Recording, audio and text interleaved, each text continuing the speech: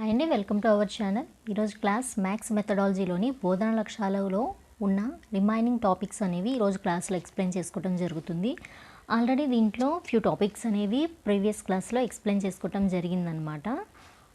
So ఇవన్నీ కూడా మనం ఇంతకుముందు క్లాస్లో ఎక్స్ప్లెయిన్ చేసుకున్నాం అనమాట. నెక్స్ట్ వచ్చేసి టుడే టాపిక్ విద్యా లక్ష్యాల ఉపయోగాలు. సో ఇంతకుముందు ఏంటంటే ఎక్కడి వరకు మనం ఎక్స్ప్లెయిన్ చేసుకున్నామంటే లక్ష్యాలు, సృష్టీకరణ, లక్షణాలు అనే టాపిక్ వరకు మనం ఎక్స్ప్లెయిన్ చేసుకోవడం జరిగింది. సో ఈరోజు వచ్చేసేసి ఏంటంటే విద్యా లక్ష్యాలు, ఉపయోగాలు అనే టాపిక్ని మనం ఈరోజు క్లాస్లో ఎక్స్ప్లెయిన్ చేసుకుంటున్నాం అనమాట. విద్యా లక్ష్యాల ఉపయోగాలు, అసలు ఈ విద్యా లక్ష్యాల యొక్క యూజ్ ఏంటి అంటే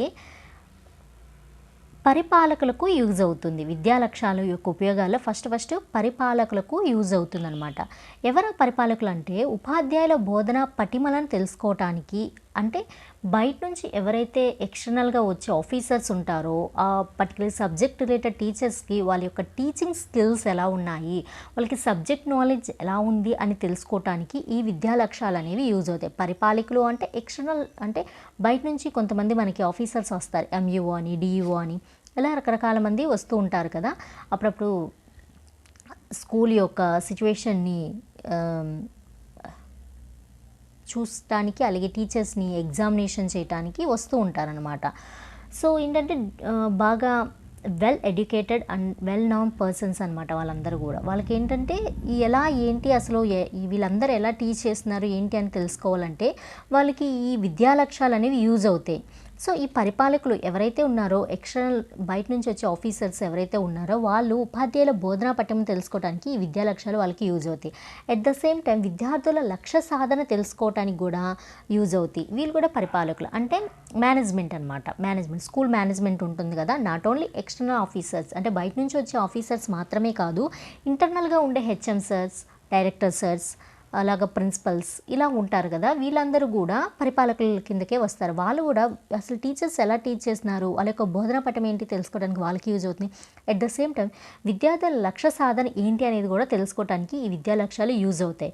బోధన అభ్యసన కార్యక్రమాల రూపకల్పన, అసలు ఎలాగా ఈ టీచింగ్ అండ్ లెర్నింగ్ ఒక ప్రాసెస్ని, ఈ ప్రోగ్రామ్ని ఎలా కండక్ట్ చేయాలి అనే దానికి కూడా ఈ విద్యా లక్ష్యాలు అనేవి యూజ్ అవుతాయి. ఎవరికి? మేనేజ్మెంట్కి. ఓకేనండి. బోధన అభ్యసన కార్యక్రమాల రూపకల్పన, ఈ బోధన అభ్యసన కార్యక్రమాలు అనేవి ఎలా పడితే అలా రూపొందించలేము.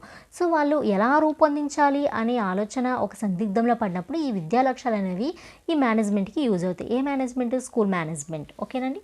నెక్స్ట్ వన్, ఉపాధ్యాయులకు కూడా విద్యా లక్ష్యాలు అనేవి యూజ్ అవుతాయి. ఎలా యూజ్ అవుతాయి ఈ విద్యా లక్ష్యాలు అంటే విద్యార్థుల్లో ఏంటంటే ఆశించదగిన పరివర్తనలకు కలగజేస్తాయి. విద్యార్థులు మనం ఏదైతే టీచ్ చేస్తామో టీచ్ చేసేటప్పుడు ఏంటి, వాళ్ళలో కొంత ప్రవర్తన మార్పులు అనేవి మనం ఖచ్చితంగా ఆశిస్తాం. ఆశించదగిన ప్రవర్తన మార్పులు, అలాగే పరివర్తనలను అంటే వాళ్ళలో ఎటువంటి పరివర్తన వచ్చింది అనేది మనం తెలుసుకోవడానికి కూడా మనకి కూడా యూజ్ అవుతాయి. ఈ విద్యా లక్ష్యాలు అనేవి మనకి కూడా యూజ్ అవుతాయి అన్నమాట. ఎందుకు?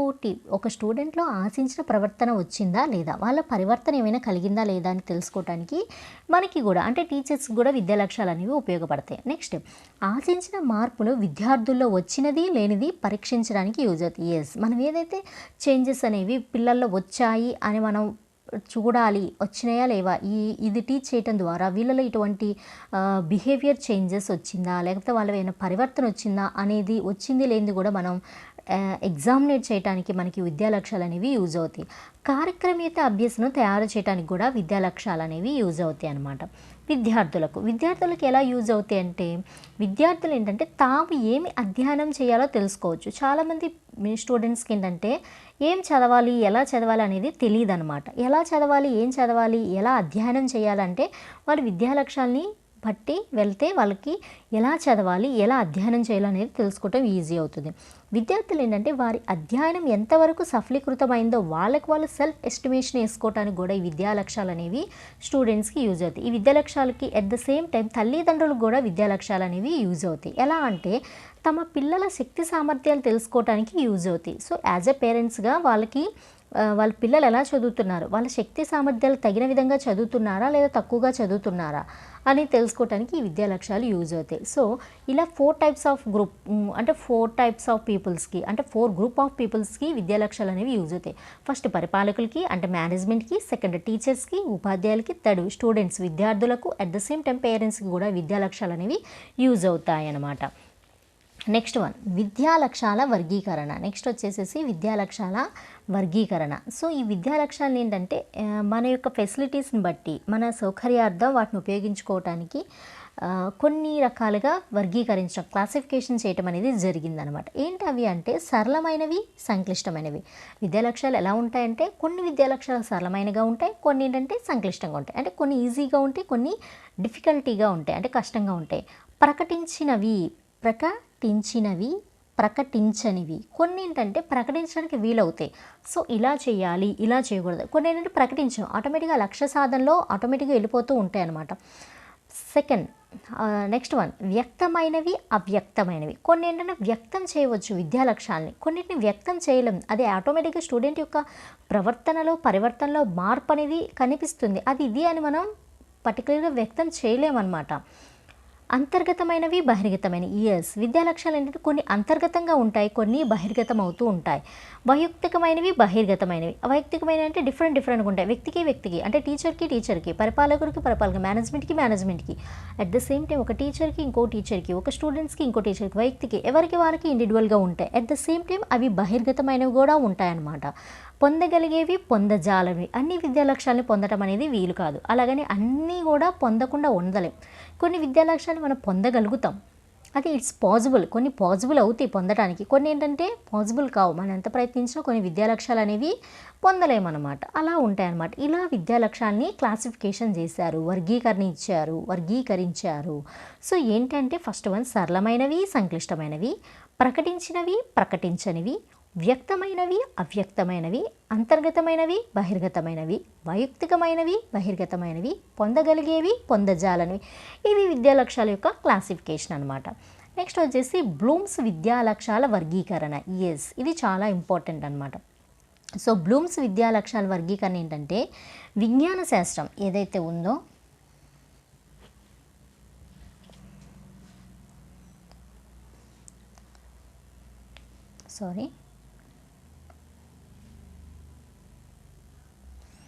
సో బ్లూమ్స్ వర్గీకరణలో ఏంటంటే విజ్ఞాన శాస్త్రం और శాస్త్ర విజ్ఞానాన్ని నేర్చుకోవటంలో ఏంటంటే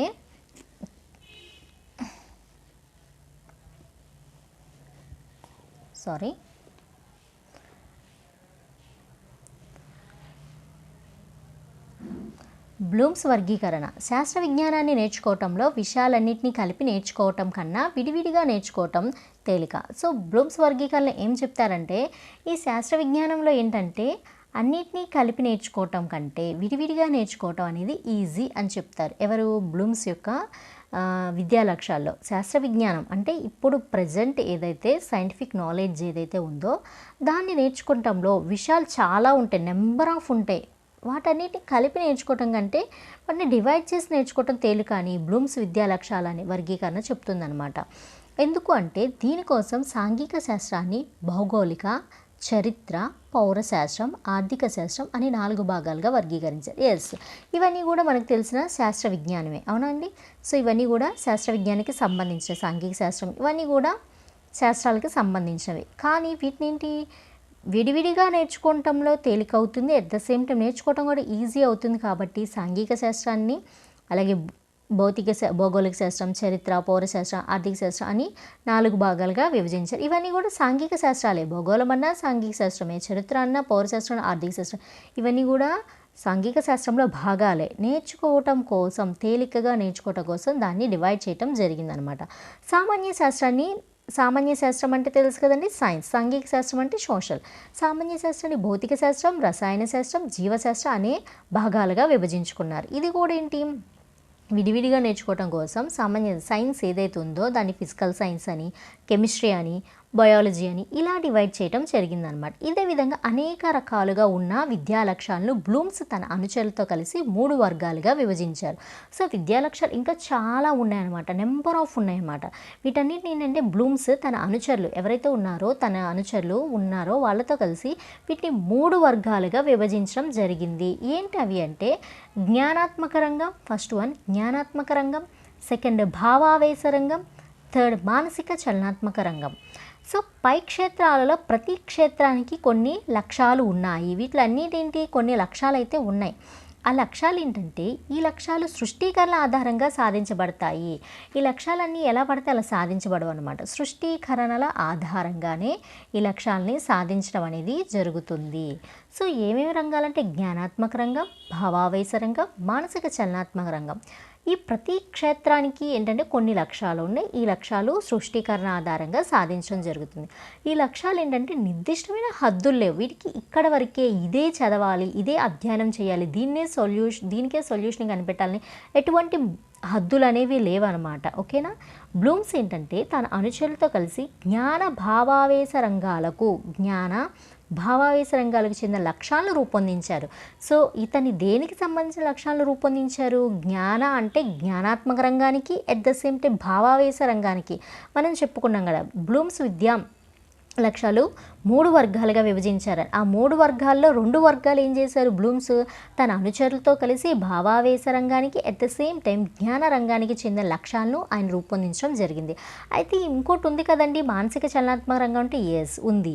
మానసిక చలనాత్మక రంగంలో ఏంటంటే వాటిలోని లక్ష్యాలను బ్లూమ్స్ అనుచరులు కానీ రూపొందించలేదన్నమాట. ఇక్కడ ఏంటంటే ఎలిజబెత్ సింప్సన్ అనేవారు అమెరికాకు చెందినవారు, at the same time R H Dave అంటే ఇండియాకు చెందిన విద్యావేత్తలు విడివిడిగా రూపొందించడం జరిగిందనమాట. వీళ్ళిద్దరు కలిసి అయితే రూపొందించలేదు. ఒకరు అమెరికాకు చెందినవారు, ఇంకొకరు ఇండియాకు చెందినవారు. వీళ్ళందరూ కూడా ఎడ్యుకేషన్ అనాలిసిస్లో ఏంటంటే ప్రఖ్యాతి చెందిన వాళ్ళు అనమాట. ఎడ్యుకేషన్ రిలేటెడ్గా చాలా ప్రాముఖ్యత చెందిన వాళ్ళు. వీరేం చేశారు? మానసిక చలనాత్మక రంగాన్ని Elizabeth, at the same time R H Dave అనేవారు వీళ్ళు విడివిడిగా రూపొందించడం జరిగింది. ఏంటిది? మానసిక చలనాత్మక రంగంలో ఉన్న లక్ష్యాలను. సో భావావేశ రంగానికి కానీ జ్ఞానాత్మక రంగానికి కానీ ఎవరు నిర్మించారు అంటే బ్లూమ్స్ తన సహచరులతో అనుచరులతో కలిసి లక్ష్యాలను రూపొందించారు. కానీ మానసిక చలనాత్మక రంగానికి బ్లూమ్స్ అనే ఆయన నిర్మించలేదు. మరి మానసిక చలనాత్మక రంగానికి ఎవరు నిర్మించారు లక్ష్యాలను, ఎవరు సృష్టీకరణను సృష్టించారు అంటే Elizabeth, at the same time R H Dave. Elizabeth అమెరికాకు చెందినవారు, దావే ఇండియాకు చెందిన విద్యావేత్త అనమాట. వీళ్ళు ఏంటంటే విడివిడిగా కలిసి మానసిక చలనాత్మక రంగానికి చెందిన లక్ష్యాలను రూపొందించారనమాట. నెక్స్ట్ వన్ విద్యా లక్ష్యాల వర్గీకరణ. ఇప్పుడు మనం చెప్పుకున్నాం కదండి విద్యా లక్ష్యాలు. బ్లూమ్స్ విద్యా లక్ష్యాలు ఎన్ని రకాలుగా డివైడ్ చేశారనుకున్నాం? 3 టైప్స్గా డివైడ్ చేశారు. ఫస్ట్ వారి జ్ఞానాత్మక, భావావేశ, మానసిక చలనాత్మక రంగం. జ్ఞానాత్మక రంగానికి భావావేశ రంగానికి ఏం చేశారు? బ్లూమ్స్ తన అనుచరులతో కలిసి లక్ష్యాలను ఏం చేశారు? భావావేశ రంగానికి చెందిన లక్ష్యాలను రూపొందించారు. గుర్తుంచుకోండి. మానసిక చలనాత్మక రంగానికి మాత్రం Elizabeth, at the same time R H Dave అనే వాళ్ళు విడివిడిగా రూపొందించారు. ఇది చాలా చాలా ఇంపార్టెంట్ అనమాట. సో జ్ఞానాత్మక రంగంలో ఏమున్నాయి అనేది చూద్దాం. జ్ఞానాత్మక రంగంలో మొదటిగా ఉన్నది ఏంటండి? జ్ఞానం.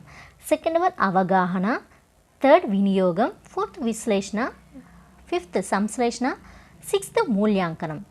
జ్ఞానం, అవగాహన, వినియోగం, విశ్లేషణ, సంశ్లేషణ అండ్ మూల్యాంకనం.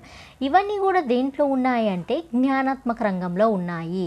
సో జ్ఞానాత్మక రంగంలో ఏమున్నాయండి? జ్ఞానం, అవగాహన, వినియోగం, విశ్లేషణ, సంశ్లేషణ, మూల్యాంకనం. జ్ఞానం వీటన్నిటి గురించి తర్వాత మనం డీటెయిల్గా చెప్పుకుందాం. భావావేశ రంగంలో ఏముంటుందంటే గ్రహించటం అనేది భావావేశ రంగంలో ఉంటుంది. అలాగే ప్రతిస్పందించటం, విలువ కట్టడం, వ్యవస్థాపన, లాక్షణీకరణం ఉంటుంది. క్యారెక్టరైజేషన్ అనమాట. వ్యవస్థాపన అంటే ఆర్గనైజేషన్. ఓకేనా. గ్రహించటం, ప్రతిస్పందించడం, విలువ కట్టడం, వ్యవస్థాపన, లాక్షణీకరణ అనేవి భావావేశ రంగానికి చెందినవి. మరి మానసిక చలనాత్మక రంగానికి ఏముంటాయంటే అనుకరణ అనేది అస్తలాఘవం, సునిశ్చితత్వం, ఉచ్చారణ, సహజీకరణ అనేవి మానసిక చలనాత్మక రంగానికి చెందినవన్నమాట. సో ఫస్ట్ జ్ఞానాత్మక రంగం గురించి చూద్దాం. ఏంటి జ్ఞానాత్మక రంగం అంటే జ్ఞానాత్మక రంగం ఏంటంటే ఈ రంగంలో లక్ష్యాలను నిర్దిష్టంగా కొలవవచ్చు. ఏవైతే లక్ష్యాలు ఉన్నాయో మనకి విద్యా లక్ష్యాలను తీసుకుందాం, వాటిలో కొన్ని లక్ష్యాలు ఉంటాయి, వాటిని నిర్దిష్టంగా ఏంటంటే మనం మెజర్ చేయటం అనేది పాసిబుల్ అవుతుంది. ఎక్కడ? జ్ఞానాత్మక రంగంలో. అందుచేత బోధన మూల్యాంకనం ఎక్కువగా ఈ రంగానికే పరిమితం అవుతాయి. సో బోధన, టీచింగ్, మూల్యాంకనం, ఎవల్యూషన్ ఉంటుంది కదా, అవన్నీ కూడా ఏంటంటే ఎక్కువ జ్ఞానాత్మక రంగానికి పరిమితం అవుతాయి. ఎందుకంటే వీటిలో ఉన్న లక్ష్యాలను ఖచ్చితంగా నిర్దిష్టంగా కొలవటం అనేది పాసిబుల్ అవుతుంది. ఇవి ఏంటంటే బోధన కానీ మూల్యాంకనం కానీ ఎలా పడితే అలా మనం కొలవకూడదు. ఎందుకంటే అవి చాలా ఇంపార్టెంట్. మన విద్యారంగానికి చెందిన మొదటిది బోధన అయితే చివరిది మూల్యాంకనం. ఈ రెండింటిని ఎలా పడితే అలా మనం కొలవటానికి పాసిబుల్ కాదు. కొలిస్తే అలా ఎలా పడితే ఇలాగా సుమారుగా చేసేస్తే అంతా కూడా ఇంత చేసి కూడా ఏంటంటే అది యూజ్లెస్గా అయిపోతుంది అనమాట. ఈ విద్యారంగంలో ఎడ్యుకేషన్ ఫీల్డ్లో మొదటిది బోధన అయితే చివరిది మూల్యాంకనం. ఈ రెండింటి మీద మాత్రమే ఆధారపడి ఒక స్టూడెంట్ యొక్క భవిష్యత్తు అనేది నిర్మించబడుతుంది. కాబట్టి వీటిని నిర్దిష్టంగా కొలవాలి. సో వీటిని ఎక్కువగా ఈ రంగానికి పరిమితం చేయడానికి కారణం ఏంటంటే ఈ రంగంలో లక్ష్యాలను నిర్దిష్టంగా కొలవచ్చు కాబట్టి బోధనని మూల్యాంకాన్ని జ్ఞానాత్మక రంగానికి పరిమితం అవుతాయన్నమాట. అందుచేత ఈ రంగం అత్యధిక ప్రాధాన్యత కలిగింది. సో ఒక ఎడ్యుకేషన్ ఫీల్డ్ తీసుకుంటే దాంట్లో మెయిన్గా ఉండేది మొదటిది బోధన అయితే చివరిది మూల్యాంకనం. ఈ రెండింటిని కరెక్ట్గా మెజర్ చేయాలి. ఇదంతా కూడా ఎక్కువగా దీని మీద డిపెండ్ అయ్యి ఉంటుంది కాబట్టి బోధన మూల్యాంకనం మీద. ఈ బోధన మూల్యాంకనం అనేవి జ్ఞానాత్మక రంగానికి పరిమితమై ఉన్నాయి కాబట్టి అందుచేత ఇది అధిక ప్రాధాన్యత కలిగింది. ఎవరు? జ్ఞానాత్మక రంగం అనేది. సో జ్ఞానాత్మక రంగంలో ఉన్న మిగతావి ఏంటి అనేది చూద్దాం. జ్ఞానాత్మక రంగంలో మొదటిది ఏమని చెప్పుకున్నా? జ్ఞానం అనేది సృష్టీకరణ. జ్ఞానాత్మక రంగంలో జ్ఞానం అనేది ఏంటండి? సృష్టీకరణ. ఇప్పటివరకు చెప్పుకునేంటి? లక్ష్యాలు. ఓకేనండి, అవన్నీ లక్ష్యాలు. జ్ఞానాత్మక రంగం అనేది ఒక లక్ష్యం, విద్యా లక్ష్యాలు అనమాట. దాంట్లో ఉన్న సృష్టీకరణ ఏంటిది? జ్ఞానం అనేది సృష్టీకరణ. సో లక్ష్యాలు ఏంటి మరి? జ్ఞానంలో కూడా కొన్ని లక్ష్యాలు ఉంటాయి కదా, అవేంటంటే విద్యార్థి గణిత పాఠ్య విషయానికి చెందిన సూత్రాలు, గుర్తులు, పదాలు, నిర్వచనాలు, భావనలు, స్వీకృత్యాలు, ధర్మాలు, ప్రక్రియల గురించి జ్ఞానాన్ని పొందుతాడు. ఇక్కడ ఈ జ్ఞానం అనే ఒక సృష్టీకరణ, ఒక లక్ష్యాలు అనేవి ఉన్నాయి. ఈ లక్ష్యాన్ని ఛేదించాలి ఖచ్చితంగా. ఏంటంటే ఖచ్చితంగా ఒక విద్యార్థి గణిత పాఠ్య విషయానికి చెందిన సూత్రాలు కానీ, గుర్తులు కానీ, పదాలు, నిర్వచన, భావన, వీటన్నిటిని ఏంటంటే గురించి నాలెడ్జ్ పొందాలి. అది లక్ష్యం. ఆ లక్ష్యాన్ని ఛేదించాలి. సృష్టీకరణ. Next one గుర్తించును. ఏంటిదండి? పై అంశాలకు సంబంధించిన జ్ఞానాన్ని గుర్తించును. ఓకేనండి, ఇది సృష్టీకరణ. అవి లక్ష్యాలైతే ఇవి సృష్టీకరణ అనమాట. అవన్నీ కూడా మనకి ఏంటంటే ఎండ్ ఆఫ్ ద డే మూల్యాంకనం వచ్చేసరికి ఇది బోధించేటప్పుడు మనం తీసుకోవాల్సిన లక్ష్యాలు అంటే ఇవి లక్ష్యాలు. ఎండ్ ఆఫ్ ద డే మూల్యాంకనం చేసేటప్పటికి అవన్నీ కూడా గుర్తించగలిగారు. ఆ జ్ఞానాన్ని గుర్తించాలు, అంటే అతను ఆ భావాలను గుర్తించగలుగుతున్నారు. స్వీయ ధర్మాలు, ప్రక్రియలు, వీటన్నిటిని దానికి సంబంధించిన నాలెడ్జ్ని గెయిన్ చేసుకున్నారని చెప్పడం అనమాట. ఎగ్జాంపుల్ ఏంటంటే విద్యార్థి వృత్త భాగాలను గుర్తిస్తున్నాడు. అలాగే విద్యార్థి కరణులు, మిశ్రమ, శుద్ధ, సంయుగ్మ కరణులు అనే పదాలను కూడా గుర్తిస్తున్నాడు. విద్యార్థి దీర్ఘ, ఘనములో పొడవు, వెడల్పు, ఎత్తులను గుర్తిస్తున్నాడు. ఎండ్ ఆఫ్ ద డే మూల్యాంకన టైంలో అనమాట. విద్యార్థి ప్రమేయం యొక్క నిర్వచనాలు కూడా గుర్తిస్తున్నారు. ఇవన్నీ ఏంటి? ఆ లక్ష్యాలను ఆ రంగంలో వాళ్ళు సాధించారు. ఎండ్ ఆఫ్ ద డే ఏదైతే మనం టీచ్ చేసే ముందు ఏవైతే లక్ష్యాలను పెట్టుకున్నామో ఎండ్ ఆఫ్ ద డే ఏంటి? వాళ్ళ వాటన్నిటిని సాధించారని చెప్పి మనం చెప్తున్నాం అనమాట. నెక్స్ట్ వచ్చేసేసి జ్ఞప్తికి తెచ్చుకోవటం అంటే అవగాహన అని కూడా మనం కన్సిడర్ చేయవచ్చు. ఓకేనండి, జ్ఞప్తికి తెచ్చుకోవటం ఏంటంటే అవగాహన, ఇదంతా కూడా దీంట్లోనే జ్ఞానాత్మక రంగంలోనే చెందినది. అంటే జ్ఞానంలోనే చెందిన అనమాట. జ్ఞప్తికి తెచ్చుకోవటం అనేది ఫస్ట్ది గుర్తించడం అయితే, సెకండ్ది జ్ఞప్తికి తెచ్చుకోవటం. పై అంశాలకు సంబంధించిన జ్ఞానాన్ని విద్యార్థి జ్ఞప్తికి తెచ్చుకుంటాడు.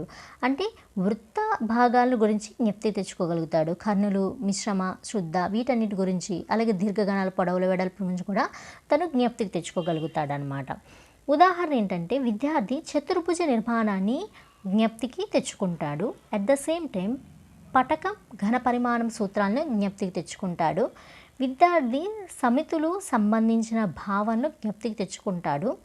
విద్యార్థి బు కో బో అంటే భుజము కోణము భుజము, లా కా బు అంటే లంబ కోణము లంబము కర్ణము భుజము, కో బు కో కోణము భుజము కోణము, భూ భూ భూ భుజము భుజము భుజము నియమాలను జ్ఞప్తికి తెచ్చుకుంటారు.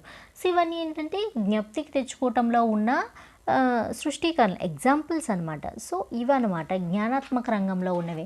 ఇంకా దీని తర్వాత ఏంటంటే విద్యార్థులు ఇంకా సమృతాలు స్థిరత్వాలు సాచరణాలు ఇవన్నీ ఉంటాయి కదా, వాటికి సంబంధించినవి కూడా ఏంటంటే తను జ్ఞప్తికి తెచ్చుకోగలుగుతాడు. అలాగే శూన్య సమితులు గుర్తులు ఉంటాయి కదండి, రూట్ స్క్వేర్ రూట్ ఆఫ్ వర్గమూలాలకు సంబంధించిన అవన్నీ కూడా విద్యార్థి అనేవైనా గుర్తు తెచ్చుకోవటం. ఇవన్నీ దేంట్లో ఉంటాయంటే జ్ఞానాత్మక రంగంలో జ్ఞానం అనే సృష్టీకరణలో ఉంటాయన్నమాట. సో తర్వాత వచ్చేసి అవగాహన అయి ఉంటుంది, అవునా. తర్వాత అవగాహన అనే సృష్టీకరణ గురించి మనం నెక్స్ట్ క్లాస్లో ఎక్స్ప్లెయిన్ చేసుకుందాం. Thank you.